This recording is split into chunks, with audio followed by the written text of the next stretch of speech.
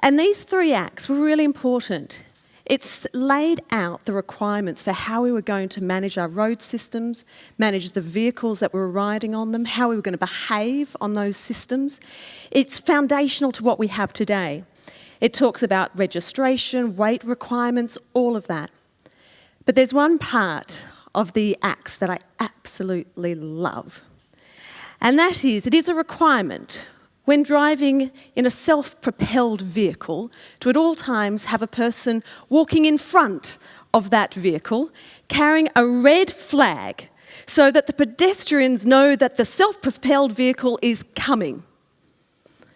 How imposterous.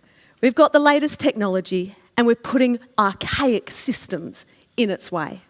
I don't know about you, but that's how I feel we're at today in marketing. We've got some of the latest and greatest technologies and capabilities, and yet we're smashing them with archaic, old processes. That's what we have to address.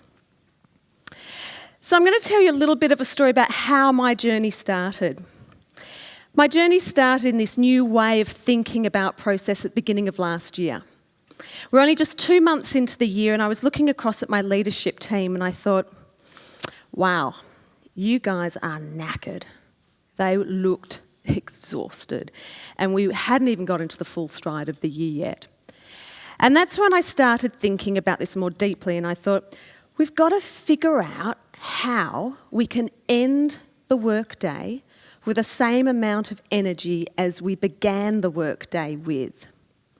And that was my hypothesis that I set out for myself. And I'll bring that back up later on. But let me just tell you a little bit about the world in which I live in. I'm the Executive Director of Deakin University, so